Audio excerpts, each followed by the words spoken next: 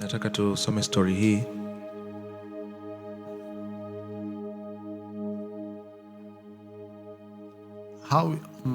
How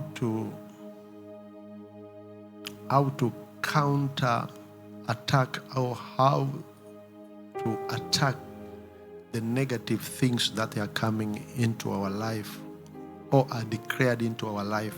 How you can counter. Namna ya kujibu mashambulizi ya mambo mabaya au maovu au mambo hasi ambayo yanakuja katika maisha yetu au yametamkwa katika maisha yetu. Ni namna gani ya kujibu mashambulizi? So we are going to look for some of the stories that it happened and how did they counterattack such a negative declaration that was declared by the enemy through some mouth or through some people.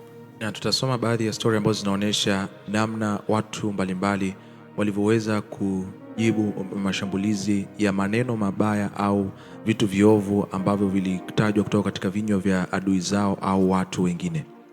Yeah, let us go to the book of Numbers. Tuende katika kitabu cha Hesabu. First we are going to read chapter 13, 25 to 29. Kwanza tutaanza kusoma katika sura ya 13 mstari wa 25 mpaka 29. Thank you. Wakarejea baada ya kuipeleleza nchi mwisho wa siku 40. Wakaenda wakafika kwa Musa na kwa Haruni na kwa mkutano wote wa wana wa Israeli katika jangwa la Parani huko Kadesh. Wakawaletea habari wao na mkutano wote, wakawaonyesha matunda ya nchi. Wakamwambia wakasema, tulifika nchi ile uliyotutuma, na hakika yake ni nchi yenye wingi wa maziwa na asali, na haya ndiyo matunda yake. Lakini watu wanaokaa katika nchi ile ni hodari, na miji yao ina maboma, nayo ni makubwa sana. Na pamoja na hayo tuliona wana wa Anaki huko. Amaleki anakaa katika nchi ya Negebu, na Mhiti na Myebusi na Mwamori wanakaa katika milima, na Mkanani anakaa karibu na bahari na kando ya ukingo wa Yordani. And the Lord bless the reading of His word. Amen. Here we are hearing what? That's a report. Tunasoma taarifa hii. Spies were sent to go and spy the promised land. Wapelelezi walitumwa kwenda kupeleleza nchi ya ahadi. And they came and gave this report. Na wakarudi na taarifa hii. We went and we found, this is what we find in that land. Tumekwenda na hiki ndicho ambacho tumekuta katika taifa hilo. They said, wakasema, for sure the land is full of honey and milk. Hakika nchi imejaa maziwa na asali.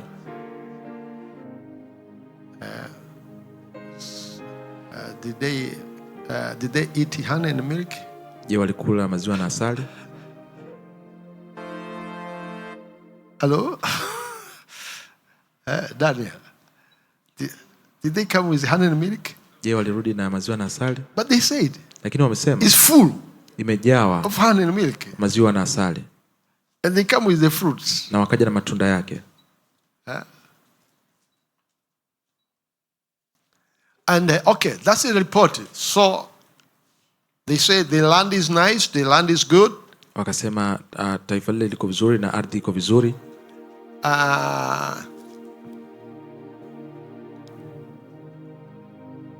Okay, yes, that states milk and honey. The next verse, what did they say?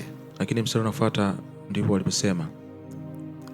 Verse 28, it began with what? But. Mstari wa 28 unaanza na lakini. There is milk and honey, but. Kuna maziwa na asali lakini. Lakini. The people who stay in that country, they're warriors. Watu wanaokaa katika nchi ile ni hodari. Their city are highly fortified. Na miji yao ni maboma makubwa. Fortified, that means that they are hardly you can attack them because of the highly fortified wall. Kuwa na maboma makubwa maana yake ni vigumu sana kuwashambulia kwa sababu ya ngome zenye kuta ndefu sana. In those days, any strong kingdom, they must have a strong wall. That shows how massive in power they have in fortifying themselves. Katika nyakati hizo ufalme wote wenye nguvu ilibidi uwe na kuta zilizo kubwa na imara, ili kuonesha namna gani ambavyo walivyo na nguvu. How they can play with you, they are an enemy, while you are trying to come, then they look up from the wall. What are you trying to do down there? Namna ambavyo wanaweza kukutazama wewe adui unapokuwa unawaendea, wanakutazama kutokea juu ya kuta. That's why in the wall of Jericho, it was highly fortified in such a case that they thought it is impossible, but God melted their heart. Ndio maana ule ukuta wa Yeriko ambao ulikuwa ni mkubwa na imara ukawafanya wakafikiri haiwezekani, lakini Mungu akafanya ikawezekana. What did I say?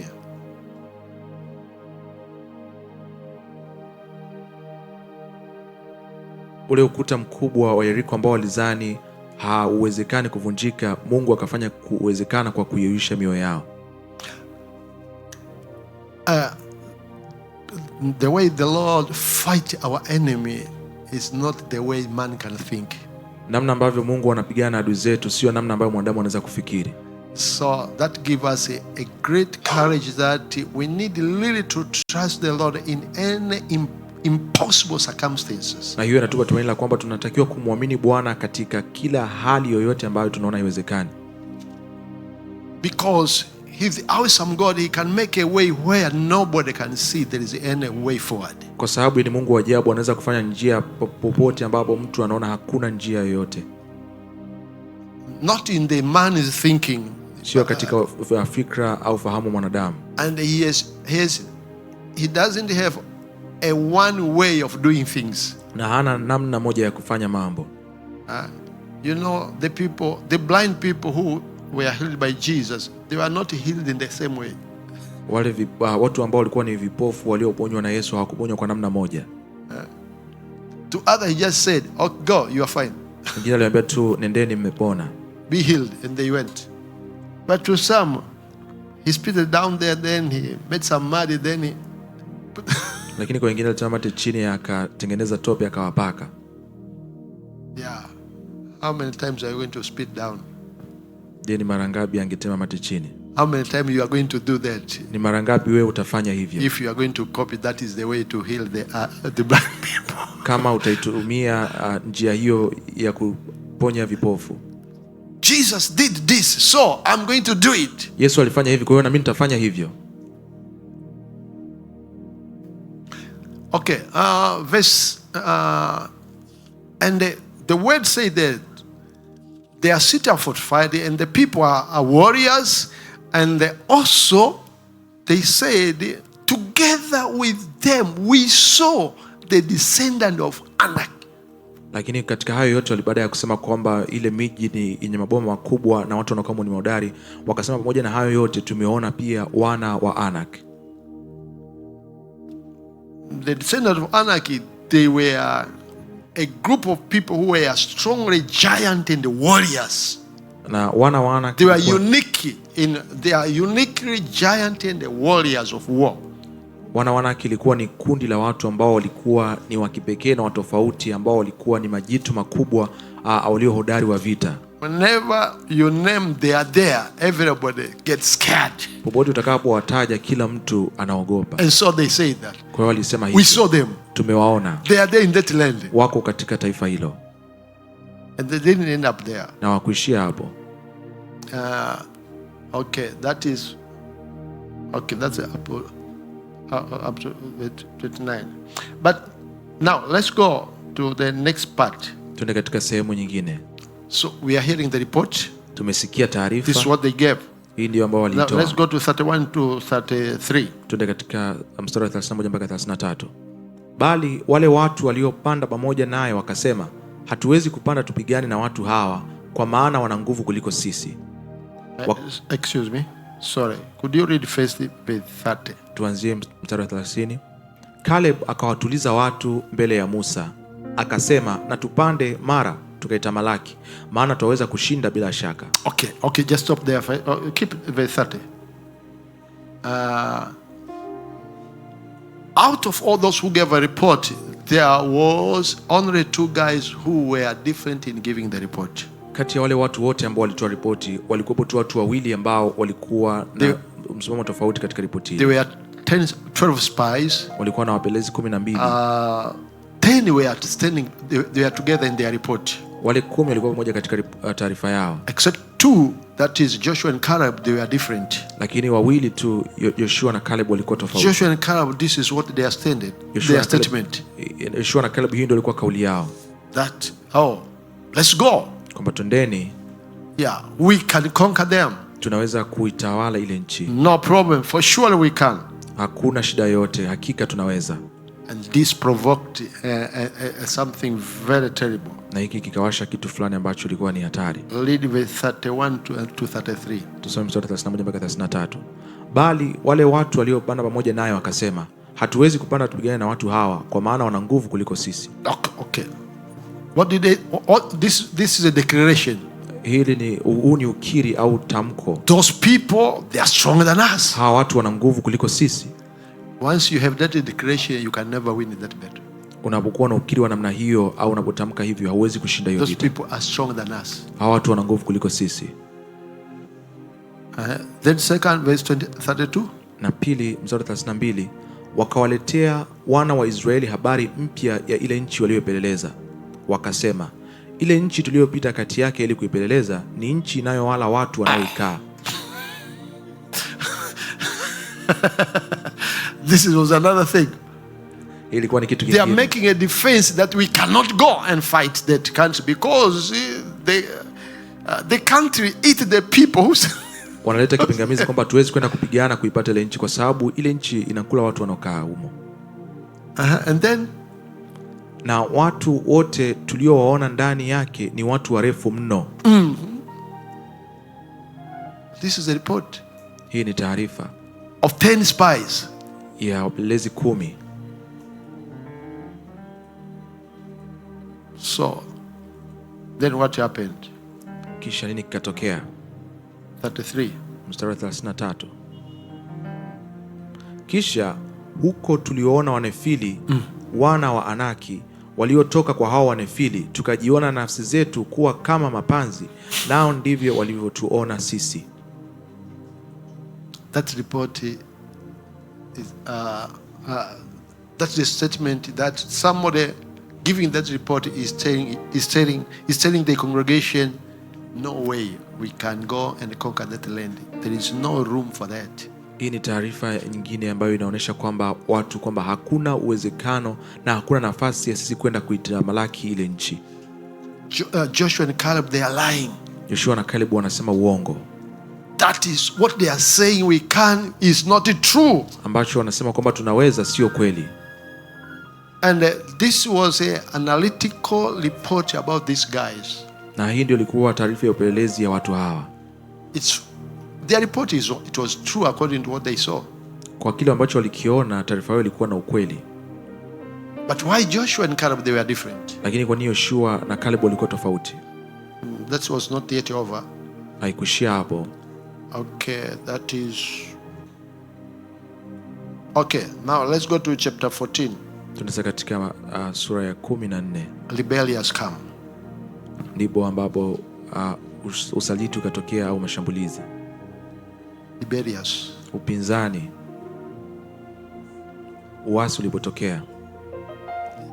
Yeah, you didn't study Kanumba school. What is that school? This Saint. Okay, let's go to chapter 14. Okay, proceed verse 1. Tuanzie mstari wa 1. From verse 1, yeah. Mkutano wote wakapaza sauti zao wakalia, watu wakatoka machozi usiku ule. Because of the report of the 10 spies, there was wailing, there was crying. Kwa sababu ya taarifa ile ya wapelelezi 10 kulikuwa na kilio na maombolezo. So the wailing continued verse 2. Kisha wana wa Israeli wote wakamnungunikia Musa na Haruni. Mkutano wote wakawaambia, ingekuwa heri kama tungelikufa katika nchi ya Misri, au ingekuwa heri kama tungelikufa katika jangwa hili. Okay, verse 3. Mbona Bwana anatuletea mpaka mbona Bwana atuleta mpaka nchi hii ili tuanguke kwa upanga? Wake zetu na watoto wetu watakuwa mateka. Je, sisi tutarudi Misri? So this is continuing to do what? To kill all the hope of going to the promised land. Kwa hiyo hii ikiendelea kuua tumaini lote la kuenda katika nchi ya ahadi. Friends, negative report kill Rafiki, our faith. taarifa mbaya inaua imani yetu. We have to be very careful once you receive a negative report. Lazima tuwe makini sana unapopokea taarifa mbaya. And be careful how you pass to others. Na uwe makini unapopeleka kwa watu wengine. So here, these people, they allowed their negative report to go to the whole congregation, and there was a strong, high rebellious. Kwa hiyo watu hawa wakaruhusu taarifa yao mbaya kwenda kwa kusanyiko lote na kukawa na uasi mkubwa. There was wailing and crying, we are going to die, we are finished, there is no hope of. They forgot all the wonders and the signs and miracles that God did for them from taking them out of Egypt. Kukawa na kilio na maombolezo, watu wakalia, wakasahau miujiza yote na ishara ambazo Mungu aliwafanyia alipokuwa akiwatoa kutoka Misri. Continue to verse 4. Tuendelee mstari wa 4. Wakaambiana, na tumweke mtu mmoja awe akida tukarudi Misri. What does this means? Hii inamaanisha nini? They are rejecting Moses. Wanamkataa Musa. We need another leader. Tunataka kiongozi mwingine. This is rebellious. Huu ni uasi. We need another leader to take us back to Egypt. Tunataka kiongozi mwingine. Moses took us from Egypt, we need somebody to take us back. Musa ametutoa Misri, tunataka mtu wa kuturudisha. Verse 5. Mstari wa 5. Moses now has to speak. Musa ikabidi azungumze. Ndipo Musa na Haruni wakaanguka kifudifudi mbele ya mkutano wa kusanyiko la wana wa Israeli.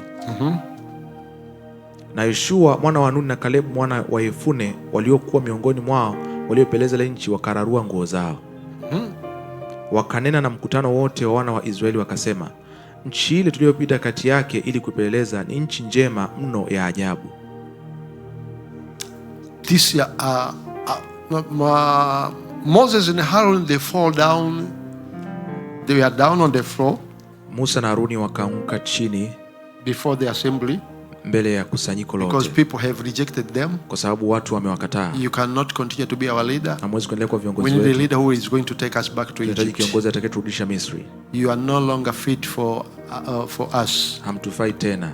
And then Joshua now speak out. Na Yoshua sasa akazungumza. Yeah. Okay. Continue to read from there. Ikiwa Bwana anatufurahia, atatuingiza katika nchi hii atupe iwe yetu, nayo ni nchi yenye wingi wa maziwa na asali.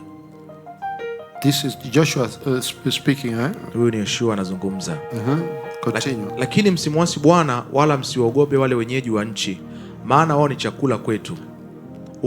Appealing to the people, don't rebel to the Lord. Don't rebel the Lord. Wakiwasi watu kwamba msimwasi Bwana. Don't say here. Only do not rebel against the Lord, and do not fear the people of the land, for they are bread for us. Lakini msimwasi Bwana wala msiogope wale wenyeji wa nchi ile, maana wao ni chakula kwetu. Now this is not what Joshua is saying here is a word of faith. It's not something that is analytical in the physical.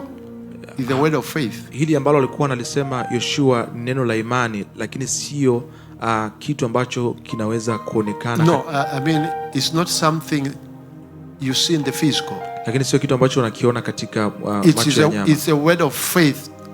Do not rebel the Lord. Ni neno la imani kwamba msimuasi Bwana. And now he's speaking under liberation. Their protection is removed from them. Anaongea kwa nabii, uvuli au ulinzi uliokuwa juu yao umeondolewa. Only a person who is moving is closer to God, close to the Holy Spirit can say these words. Ni mtu pekee ambaye yuko karibu na Mungu na Roho Mtakatifu anaweza kusema haya.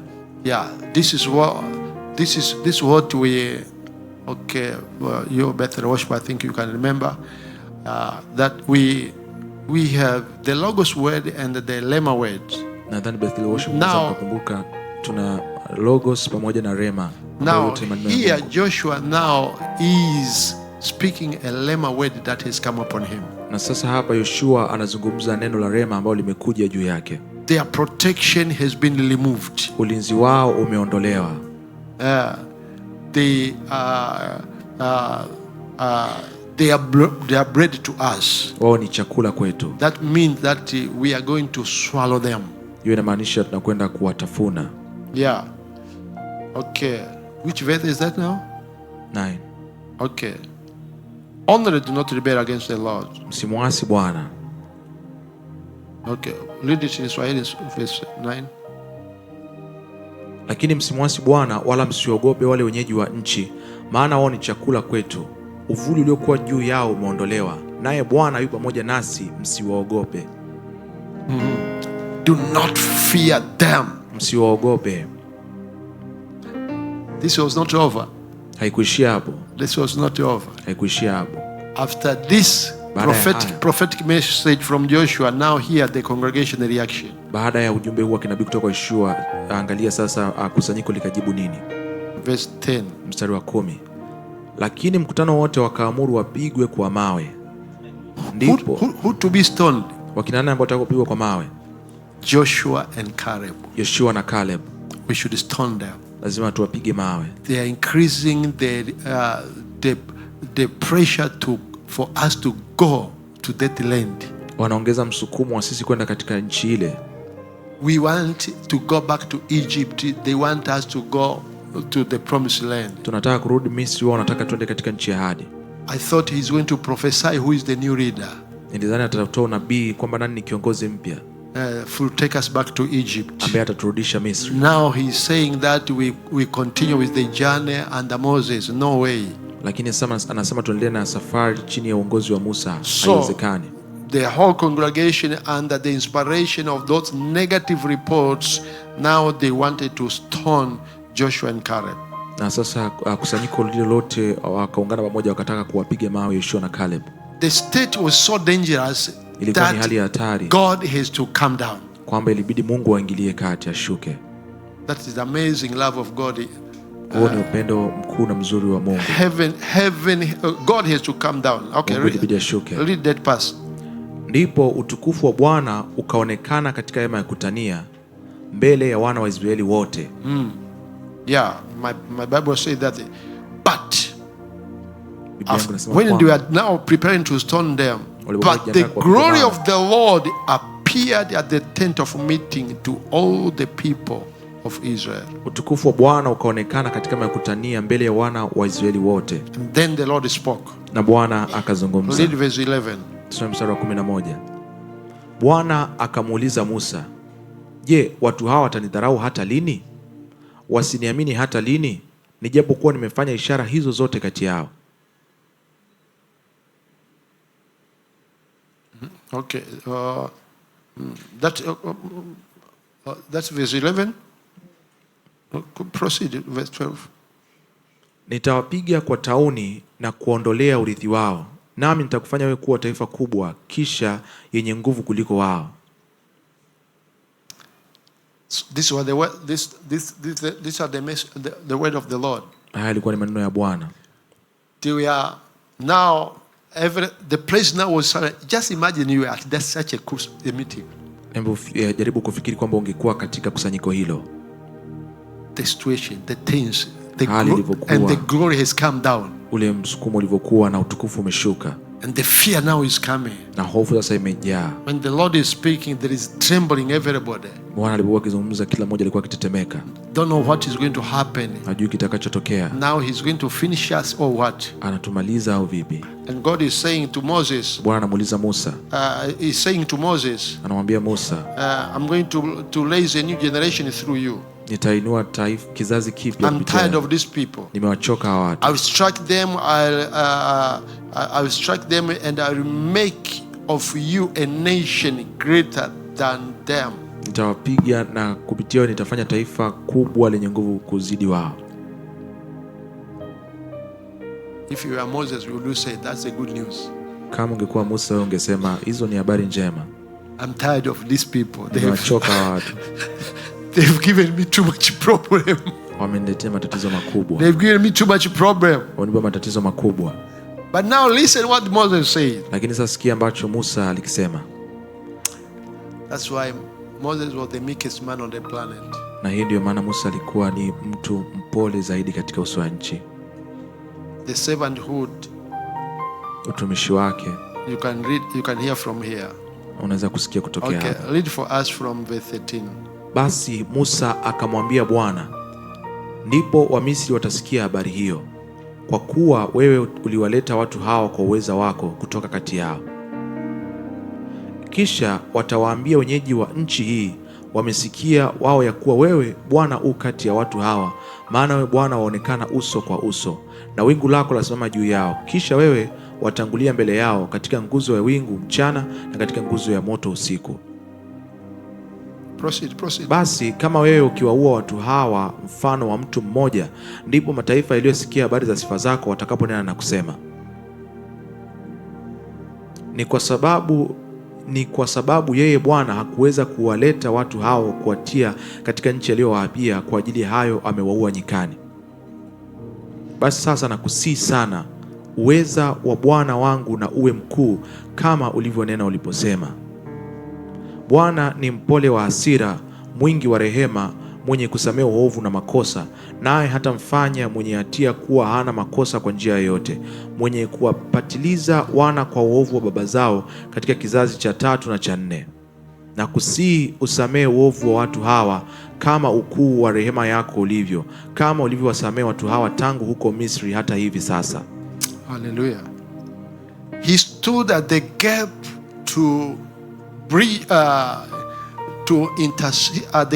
to intercede for the mercy of God, so that God will not destroy these people. Akasimama katika nafasi kuomba kwa ajili ya rehema ya Mungu, ili kwamba Mungu asiwaangamize watu hawa. God was ready to destroy them. Mungu alikuwa tayari kuwaangamiza. But because of Moses, lakini kwa sababu ya Musa, he withheld his anger. Akaizuia hasira yake. He postponed his anger. Akaahirisha hasira yake. His judgment did not go. He didn't abandon his judgment, but he just postponed it. It should come in another way. Hakuitelekeza au kuiacha hukumu yake, lakini alifanya ije katika namna nyingine baadaye. Read verse 20 21. Tusome mstari 20 na 21. Yeah, I think until 22. Mpaka 22. Very quickly. 20 mpaka 22.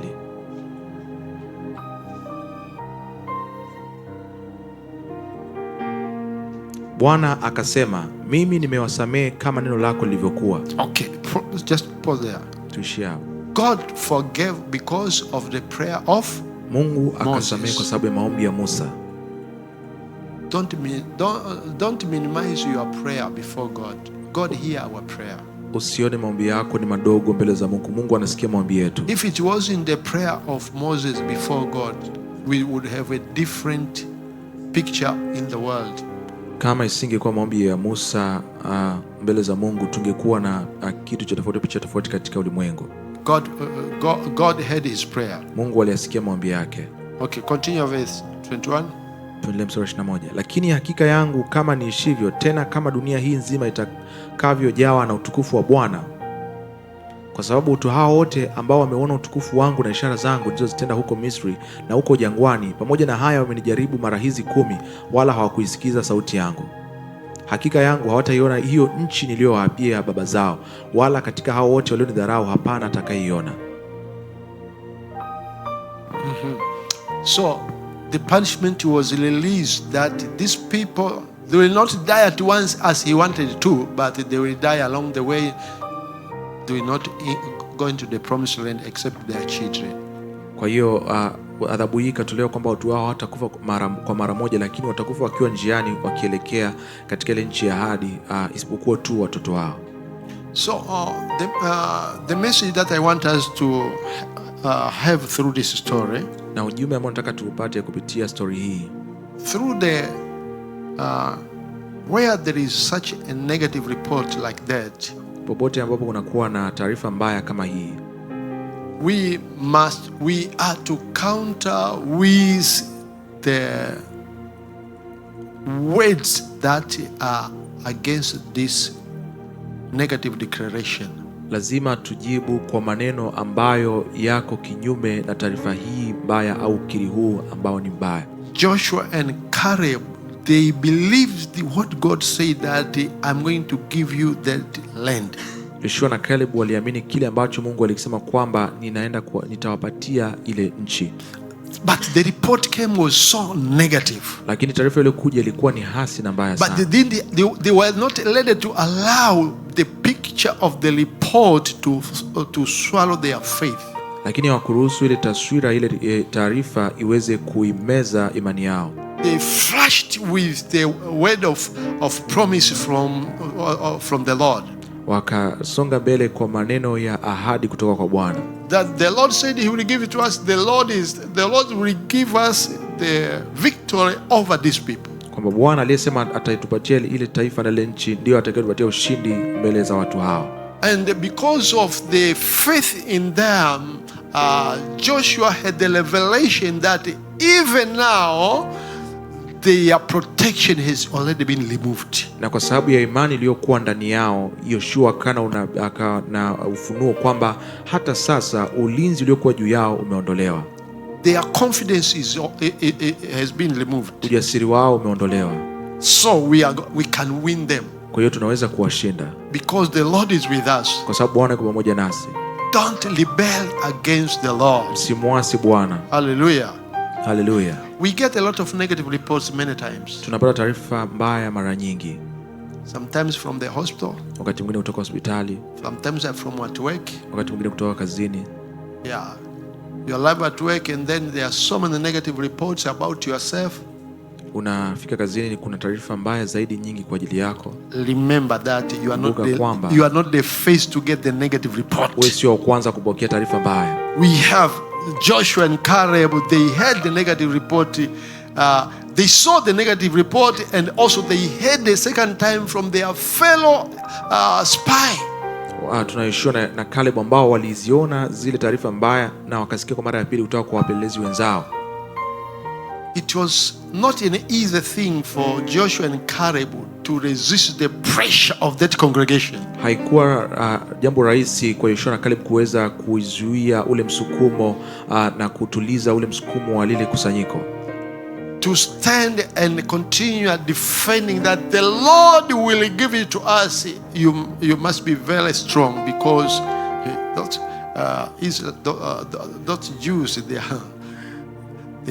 they are unique. Kusimama na kuweza once they are against you, they can smash you anytime.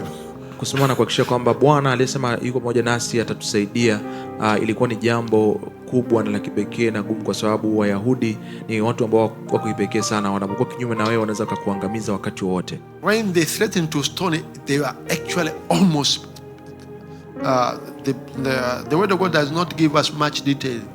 Possibly they have already taken the stone in their hands. Wakati walipokuwa wanataka kuwashambulia kwa mawe, neno la Mungu alijatupa taarifa zaidi, lakini inawezekana tayari walikuwa wameshabeba mawe mikononi. And now they were just about to throw the stones upon them. Kwa walikuwa wako tu tayari kurusha mawe kwa Yoshua na Caleb. And the glory of the Lord came down. God has to come down because Moses and Aaron they cannot contain that. Utukufu wa Mungu ukashuka. Mungu ilibidi ashuke kwa sababu Musa na Haruni wasingeweza. But Moses and Aaron, they did the right thing. They fall down. They were down prostrate before the congregation. Lakini Musa na Haruni walifanya jambo ambalo lilikuwa ni nzuri. Walikuwa wamelala chini kifudifudi mbele ya kusanyiko. If you are rejecting us, it's better we die before the Lord. Kama mnatukataa, ni bora tukafa mbele za Bwana. And God could not allow them to die before these wicked people. Na Bwana asingeruhusu wafe mbele ya watu hawa waovu. So God has to come down and make a defense for them. Kwa hiyo ilibidi Mungu ashuke chini kuwalinda. At any impossible situation, katika hali yoyote ambayo unaona haiwezekani, believe the Lord can do something. amini kwamba Bwana anaweza kufanya kitu. There is nothing impossible from our God. Hakuna jambo gumu kwa Mungu wetu. Things may look very hard, tough, mambo yanaweza kuonekana magumu. Declare positively. Lakini tamka mambo mema. Speak more positively. Zungumza mema zaidi against the situation. kinyume na hiyo hali, Because the more you speak positive, kwa sababu unavyoongea mazuri zaidi, the more you are quenching the arrows, ndivyo the ambavyo fiery darts. unazimisha mishale ya moto. Yeah, those are all the arrows that are trying to kill your Mishale faith. yote ambayo inajaribu kuua imani yako. Let me finish by telling you the story. You will go and read it, but you remember when David was alive at the camp and he heard the words of Goliath. Nimalizie kwa historia ambayo utaenda kuisoma mwenyewe, lakini unakumbuka wakati Daudi alipofika katika uwanja ule wa vita katika kambi ya jeshi, akasikia maneno ya Goliati. He heard Goliath saying, akasikia Goliati akisema, and everybody in the camp was saying the same thing, this guy is a giant. Na kila mmoja katika ile kambi alikuwa akisema jambo lile kwamba mtu huyu ni jitu, and he was taller than anybody, na ni mrefu kuliko mtu, kuliko Saul watu was the wote. tallest man in Israel, but Goliath was more. Sauli alikuwa ni mtu mrefu katika Israeli, lakini Goliati alikuwa ni zaidi yake. And they said that this guy, na wakasema huyu mtu from youth he has been a warrior, tangu kijana mdogo amekuwa shujaa, and he has never been defeated in any battle, na hakuwahi kushindwa katika vita yote. So everybody melted. Kwa kila mtu akayeyuka. But David, lakini Daudi, what did he say? Alisemaje? What will be done? Atafanyiwa nini? The one who will remove this disgrace. Mtu yule atakaoondoa aibu hii. Are you getting the message? Unapata ujumbe? David heard all the reports that are positive about Goliath. How terrible he was. Daudi alisikia taarifa zote kuhusu namna ambavyo Goliath alikuwa ni hatari. And whenever he was asking, the more the report was repeated to him, but it was not threatening him. Na alipokuwa akiendelea kuuliza zaidi, ndivyo ambavyo taarifa mbaya ilivyokuwa inaongezeka kwake. His shield of faith was very strong. Lakini ngao yake ya imani ilikuwa ni imara sana. The shield of faith of David was very strong. Ngao ya imani ya Daudi ilikuwa imara sana. Every arrows was being blocked. Kila mshale ulikuwa unazuiwa. Every arrows to destroy his faith was destroying them. Kila mshale wa kuzuia was blocked, and was never shaking. Na kutikisika. Yeah, one Bible analysis says that Goliath said about 32 negative words. Na mojawapo ya tafiti za Biblia inasema Goliath alisema angalau maneno 32 mabaya. But David flashed back with 102 positive words. Lakini Daudi akatamka maneno 102 yaliyo mazuri au yaliyo chanya. So the enemy, as many as the words are negative, flash back with many positive words. Kwa hiyo maneno mabaya yanapokuja zaidi, you kill this negative report by many words of positive as many as possible. Utaiona taarifa mbaya kwa maneno mazuri mengi zaidi. David spoke, you are coming with me with all your spear and that, but I'm coming to you in the name of the Lord. Daudi akamwambia, unanijia kwa mkuki na fumo, lakini mimi nakujia kwa jina la Bwana. My God will put you into my hand. Mungu wangu atakutia mikononi mwangu. Why? Because you have insulted him. Kwa nini? Kwa sababu umemtukana. You have insulted his army. Umelitukana jeshi la Mungu. You have insulted the king, their leader. Umemtukana kiongozi wao. And so my God is going to put you into my hand. Hivyo Mungu atakutia mikononi mwangu. He didn't won by his skills, he won by the words. Hakushinda kwa nguvu zake au mbinu, lakini alishinda kwa maneno. The words that are full of power from the logos word that he has. Alishinda kwa maneno ya logos, maneno ya Mungu ambayo alikuwa nayo. And those logos became rhema words for him. Maneno hayo ya logos yakawa rema kwa ajili yake. He spoke against Goliath. CV. The CV of Goliath was given too much to everybody. They tried to pump them to David, but they were not working. akazungumza maneno kinyume na ile CV na sifa zote za Goliati. Sifa zake zilikuwa zikiongelewa sana, lakini akasimama kinyume na hizo sifa zote. They were not shaking David. Hawakumtikisa kabisa Daudi. The young boy of 17, he continued. He was not qualified to be in the battle, you know, remember. He was not qualified because of his age. Hakuwa na vigezo vya kuingia jeshi kwa sababu ya umri. That's why he was left behind. Ndio maana aliachwa nyumbani. But when he reached there, lakini alipofika hapo, asked for a favor to go and fight this giant. Lakini akaomba kibali cha kwenda kupambana na huyu ili jitu. He trusted in his mighty God. Alimwamini Mungu wake mkuu. Victory will come to you because of how much you are rooted in God. Your faith is strong in relation to how much you are rooted in God. Ushindi utakuja kwako kulingana na namna gani ambavyo umesimama imara na mizizi yako iko imara katika Mungu. Your root in God will have ways to flash back the arrows from the enemy. Inaweza ya kuirudisha nyuma ile mishale au kutoka kwa adui. The enemy will fight. If the enemy fight 100 times, you fight 500 times. Blocking power wins. Kama shetani akishambulia mara 100, wewe unamshambulia mara 500 kwa kurudisha yale maneno yote mabaya. At the work of the cross, I am more than conqueror. You cannot stand before me.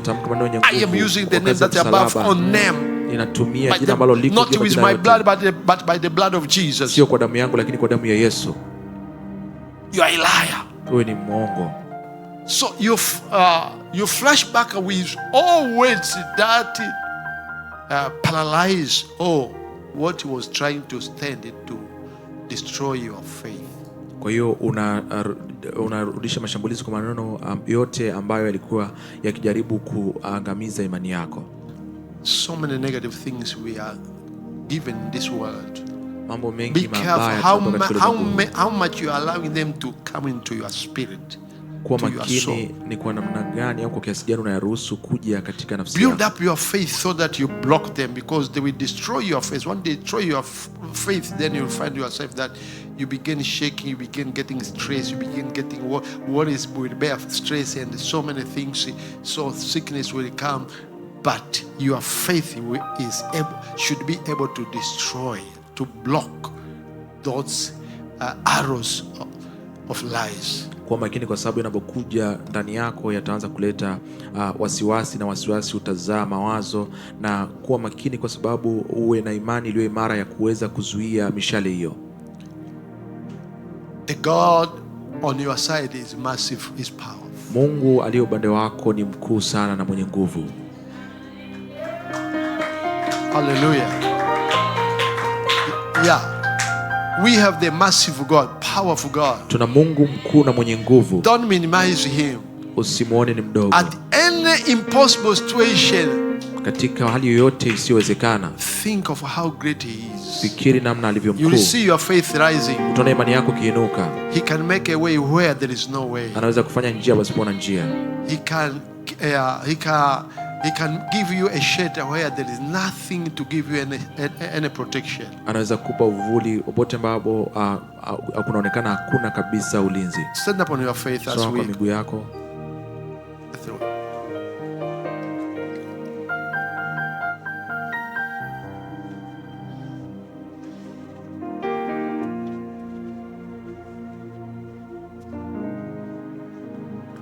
Build up your faith, build up your faith, build up your faith, build up your faith. Jenga imani yako, jenga imani yako.